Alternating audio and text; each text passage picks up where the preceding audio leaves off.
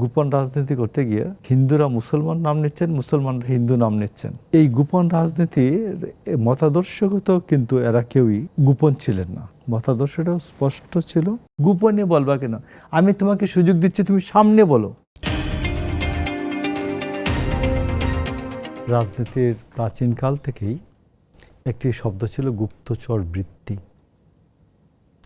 আর আমি ওখান থেকে একেবারে সুইচ করে যদি একবার কাছাকাছি চলে আসি, তো গুপ্তচর বৃত্তিকে কখনোই ভালো চোখে কেউ দেখেন নাই।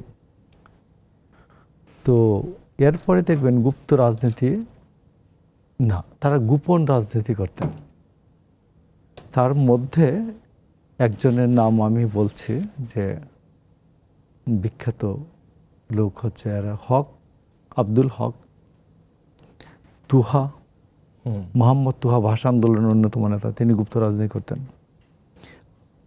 আলাউদ্দিন, আব্দুল হক, টিপু বিশ্বাস সবাই মতাদর্শিক রাজনীতি করতেন। ষড়যন্ত্র দস্তিদার একজন রাইটার, গবেষক, এবং তিনিও গুপ্ত রাজনীতি করতেন।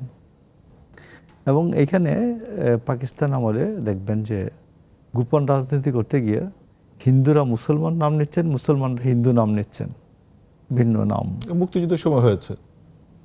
তো এই যে নামগুলি যে নিলেন, নিয়ে এটাকে গোপন রাজনীতি। এবং শেখ মুজিবুর রহমানের সময় 1972 সালে জাসদ হওয়ার পরপর যে রাজনীতির উত্থানটা ঘটে, এবং সেখানে এসে যখন বিশেষ জরুরি অবস্থার অধীনে রাজনৈতিক দলগুলির কার্যক্রম নিষিদ্ধ করে দেওয়া হয়, দল নিষিদ্ধ না, দলগুলির কার্যক্রম নিষিদ্ধ করে দেওয়া হয়, তখন গোপন রাজনীতি আরও ব্যাপকভাবে ব্যাপৃত হয়ে পড়ে।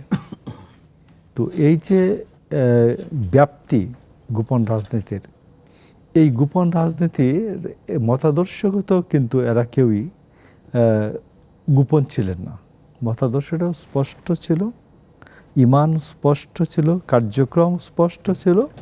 বাট যেহেতু সরকার প্রকাশ্যে রাজনীতি করতে দিচ্ছে না, রাজনীতিটা গোপনই করতেন, সংগঠনটা গোপনই করতেন, সাংগঠনিক বিকাশ, আদর্শিক বিকাশটা গোপনে চালাতেন।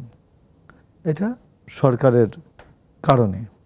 এবং আপনি দেখবেন যে রাষ্ট্রপতি জিয়াউর রহমান, প্রেসিডেন্ট জিয়াউর রহমান জাতীয় ঐক্যের প্রশ্নে প্রথমেই বলেন যে তিনি এই জাতীয় ঐক্যের প্রশ্নে প্রথম বাধাটার নাম হচ্ছে গোপন রাজনীতি।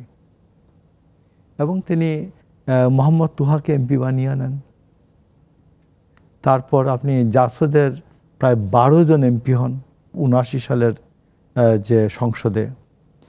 এমনকি যারা মুসলিম, তাদেরকে প্রকাশ্যে নিয়ে আসেন। যে বাবা তুমি পেছনে বলবা কেন, গোপনে বলবা কেন? আমি তোমাকে সুযোগ দিচ্ছি, তুমি সামনে বলো।